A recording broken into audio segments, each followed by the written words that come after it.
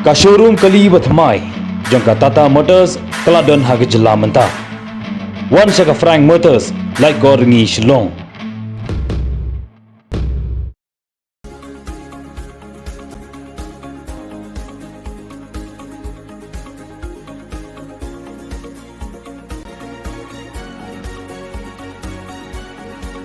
High School ad hoc hapok Secretariat jong Federation of All School Teachers of Meghalaya kilapin mana ban pinlong iakhih ba Khlem bu por naduh lashai kasni khat ar tarik ujamang hadin ba sorkar kam shim lapin urlong iakhih jingdawa ba kilabu nakaliang kinong yalam ka FASTOM kilapin bana ba iakhih on pinlong da ka basong kelan mongor hakhmat jong Secretariat naduh lashai kasni kabande ke hun bating e bat ba khadu bat pen pau bakim sngo AA wat lahap ban sami dah hakhmat kate ko office trekam bahedo jong jylla. For the last 2 months, the ad hoc teachers under the umbrella of FASTOM has been in a strike, in an agitation, and we have also been in a rally. We have been waiting for the government to respond, but every single time we tried, the government has responded in a negative. However, in the last 1 week or so, the government has responded in the positive after the rally, where after the rally we met with some of the officers from the government, and we were also told that a file has been prepared by the education department and it has been forwarded. So later we met with Sir DP Walang, and after the communication that we had with him, we were being told by him that he gave us the commitment that the file from his office has been processed, so it has moved forward. So therefore, it's like we tried to adhere to what the education minister had to say, and we also respected him. So we call off the NCM, the non-cooperation movement, and we resume school, and we also resume the evaluation of papers. However, on March 1st, we wanted an update on the status of what has happened to our file, because the file will now go to planning and to the finance department. Both of the departments are being held by the Honorable Chief Minister of Meghalaya, that is Mr. Conrad K. Sangma. So when we tried to fix an appointment with him, we called the personal assistant of the CMO's office, and we were being given a mail where we are to send the appointment. So when we sent the appointment to that mail, we got no response. So we waited for 1-2 days. We still got no response. So we followed it back. We called the CMO office again, and then we are being told that they are looking for an appropriate day where they will process our appointment. So we waited. We called again and again, every single time. Then we also sent a reminder of the email that we have already sent him on the 1st. Even after the reminder, we got no response. Therefore, on Monday, that is, we went in front of the Secretariat to seek an appointment with the Chief Minister. But we are again being denied appointment. So yesterday, I received a call from the CMO's office again, and we are being told that they are looking for an appropriate date for the CM to meet us. So I told them that we have tried to contact the Chief Minister, and we have tried to fix an appointment since May 1st, but nothing has materialized. As you can see, that we can see the Chief Minister is everywhere, and that is something that I have mentioned since the 21st of March at Malki Ground, where we said that we see the Chief Minister everywhere, but we do not see him with us. So I am stating that again and again, we want to meet the Chief Minister face to face. And yesterday, after the cabinet meeting, we were being told through the news where the Chief Minister had said that the amount that we are asking, it's going to be in hundreds of crores. So it's not a matter of 1 or 2 crores. So it is difficult for the government to come up, to be able to come up with a solution at the earliest. Therefore, today we have decided that tomorrow we will again launch another rally. But before we launch the rally, we want to state some facts about how much money does the government have, how much money are we asking. So first, since we, the teachers, we cannot get in contact with the Chief Minister himself, therefore I and the other teachers had expected actually the press to ask or to put forward these questions to the Chief Minister, but till now we have not seen anyone putting up those questions, or maybe the Chief Minister did not answer, so we do not really know. So right now I'm going to put some questions forward where the press can ask the Chief Minister. Question number 1. Why was the 5,242.30 crores returned to the central government when the state government is having less amount of money in its pocket or in its treasury? The second question, how much budget is allocated to the tourism department and the sports and youth affairs by the state? As you can see that in the state of Meghalaya, there are a lot of festivals going on every single now and then. And these festivals are in crores, as you know. So, as we all know that there is a budget that is allocated to each and every single department.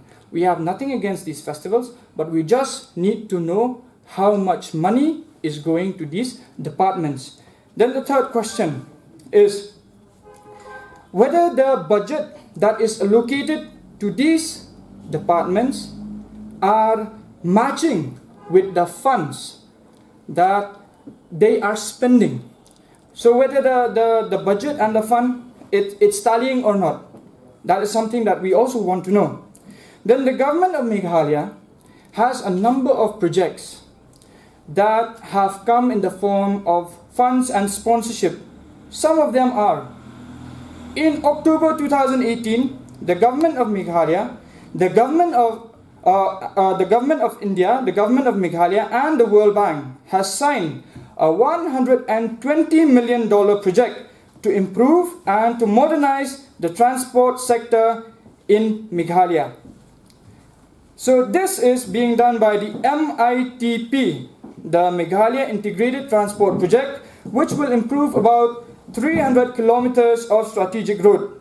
That is number 1. The second one is in 2018 again, a 40-kilometer National Highway 51 project between Tura and Mizoram has been put forward, and the estimate of this project, the amount of money that comes for this project is 4,000 crore. That is to be shared between Meghalaya and Assam. How much money is to be shared between the two states is unknown. Then in 2019, 15 lakhs of trees were to be planted on One Citizen, One Tree campaign, and this is being funded by NABARD and the National Adaptation Fund for Climate Change as part of the initiative to the project Vulnerable Springs and Rejuvenate Their Catchment or Recharge Areas cost, which is the exchequer. The amount that came is 4.11 crores. 2020, the JICA, that is the Japan International Cooperation Agency, with the government of India, has provided an official development assistance (ODA) loan of 10,397 million Japanese yen, which is approximately 660 crores, to the government of Meghalaya. Then if we also move forward in 2020, 169.9 million in the project of Meghalaya Lam, the projects that aim to empower all 1,350 villages with skills and knowledge for sustainable natural resources, management, planning and implementation, is being passed. So with regards to these statistics that I'm giving you, these are just a few statistics. I cannot give you all the statistics. We can clearly see that the budget is allocated very efficiently to the transport, to the development activities of skills and all. So if we also move to the how much budget is allocated to the state of Meghalaya, if we move from 2018 to 2019, 2019 to 2020, 2020, 21. The budget that was allocated, it started with 15,000 crores. Then it went forward.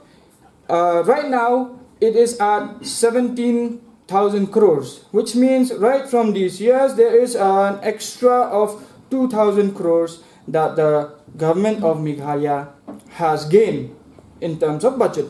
Now let's come to the total revenue receipts, which means the total revenue that is being generated by the government of Meghalaya, especially during the pandemic. If we take a look at the tax that comes from alcohol alone, that is the VAT, the value added tax, it comes to around 250 crores. Then if we take a look at the next question that I want the press to ask is this: where is the 3% of cess tax that is supposed to go to education? So the 3% of cess tax is supposed to come from the total revenue receipts, that is from that is supposed to come from the 160.35 crores. Then if we take a look at, or not 16,000 crores actually, if we take a look at this, it means that 48 crores of the 3% is supposed to go to education in the form of the cess tax. Now where is the 48 crores that is supposed to come to education? Now if the government is still stating that it does not have money, then what about the 48 crores? Where has the 48 crores gone? Another interesting fact is when we placed the memorandum first to the government of Meghalaya, that is when we asked for the deficit system, our estimate was 250 crores.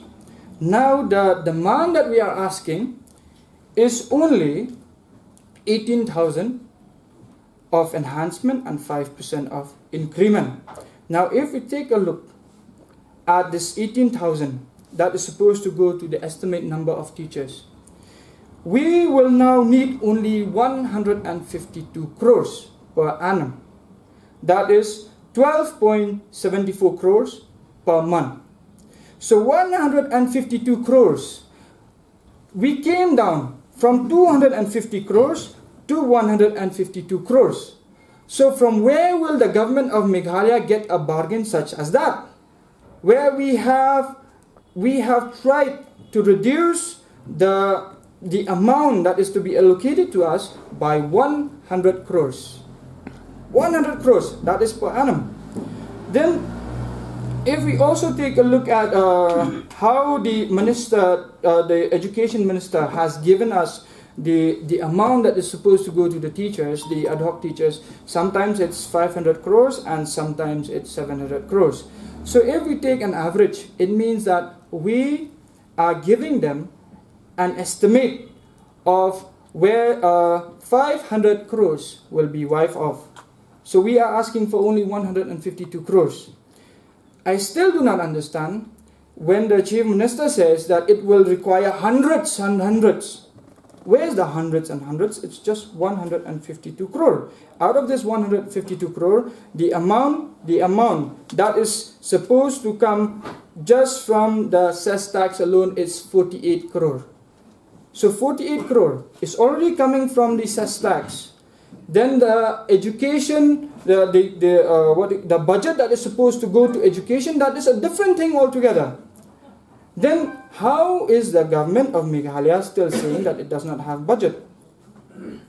Another thing, if the government of Meghalaya is having so much of money for infrastructure, we also saw that the Chief Minister of Meghalaya has also said that it will need a lot of money because it needs to construct schools, it needs to develop the buildings and so on and so forth. If it has money for all that, why not for the teachers?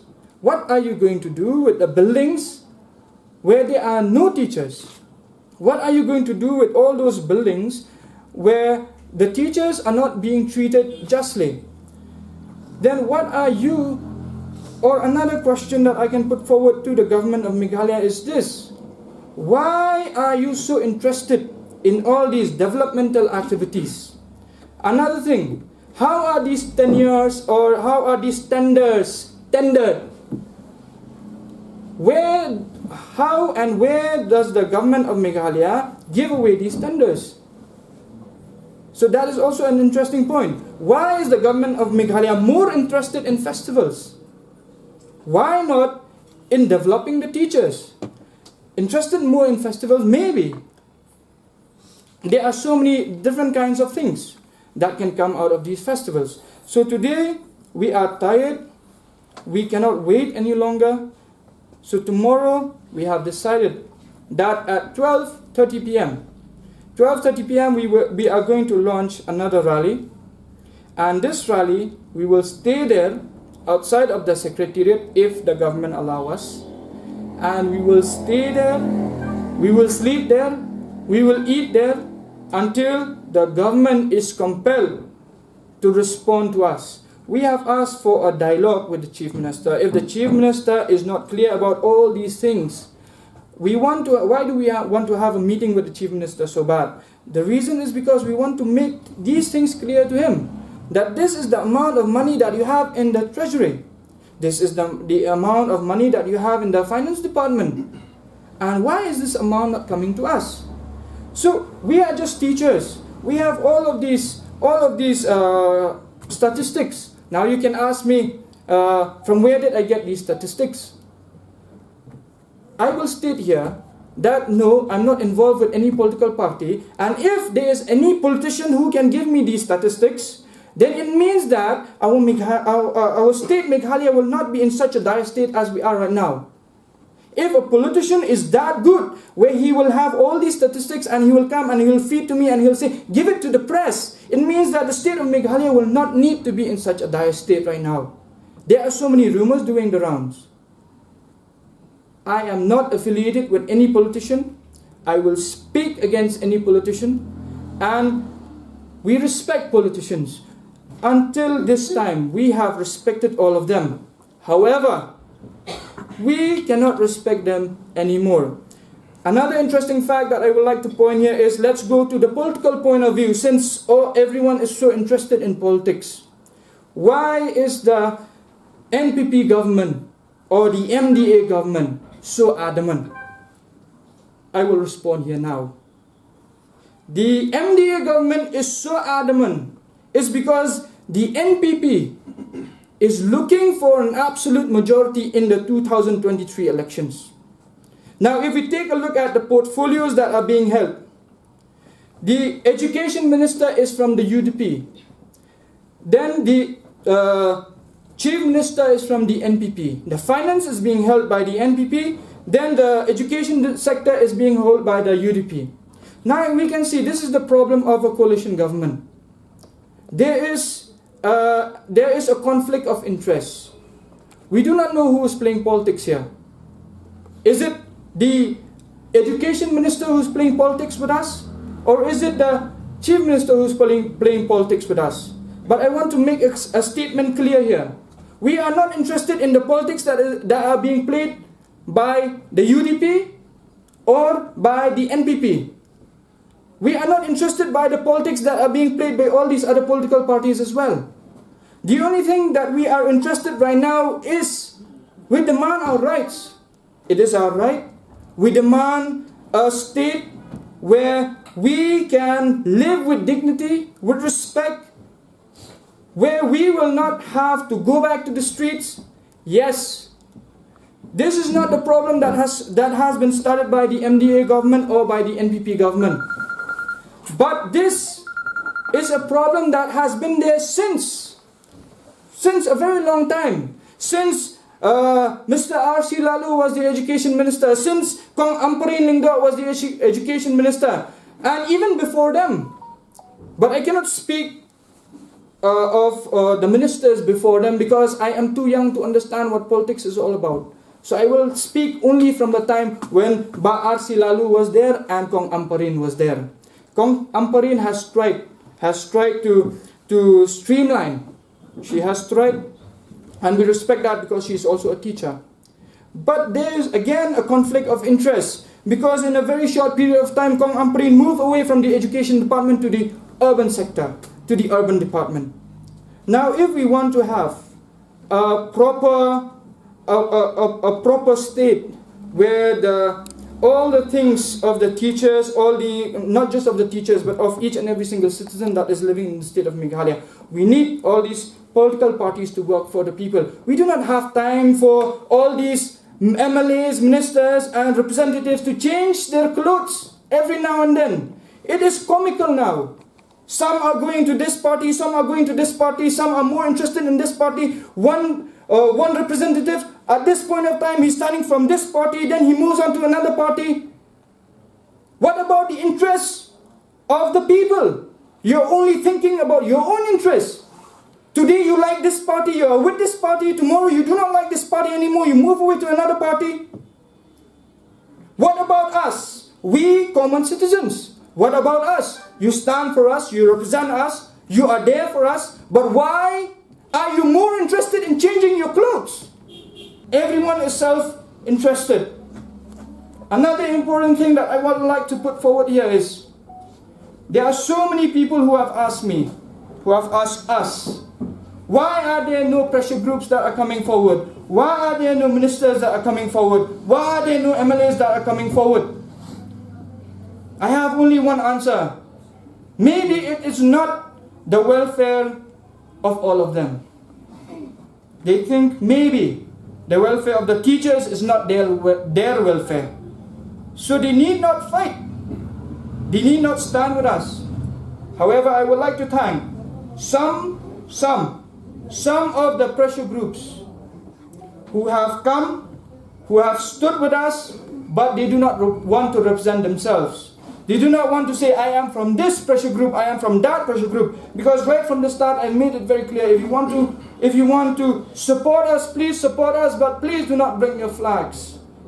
Please do not bring your flags. If you are a politician, come as a common man. If you are a pressure group, come as a common man. Because this is the common interest of each and every single citizen in the state of Meghalaya. We are looking to change the education system of Meghalaya, but we cannot fight for the rights of all the teachers at one point of time. We have to take one battle at a time in order to build ourselves to win the war. So I would like to urge each and every single citizen of Meghalaya, if you have a heart, we have been fighting for the last 2 months. We have been there in the streets. There are so many teachers who have this career of 30 years. Why am I fighting with the teachers? One is because I'm a teacher myself. Second is because I'm an ad hoc teacher. The third is because there are teachers who have a service longer than I have lived on this earth. So please come forward, come join us tomorrow. And if we win this battle, we will win each and every single battle together. And we will look forward to see our ex-students once again. I would like to thank all the ex-students that were there. And we will also like to look forward to see parents and other responsible citizens. And if the representatives who are going to stand in the elections, if you feel that you have a responsibility towards us, if you feel you have a responsibility towards the society, if you feel you have a responsibility towards the common good, I will urge you to please come forward. And tomorrow at 12:30 p.m., why we have kept at 12:30 p.m., it's because most of our brothers and sisters are going to come from Garo Hills. Yesterday, we had 5 meetings at Tura and William Nagar. So there are these 5 different meetings that are being held simultaneously. And we also had meetings in the different districts of the Khasi Hills and the Jaintia Hills as well. So tomorrow is our final battle. I will call this a battle because it's no longer a protest, it's no longer an agitation, it is a battle.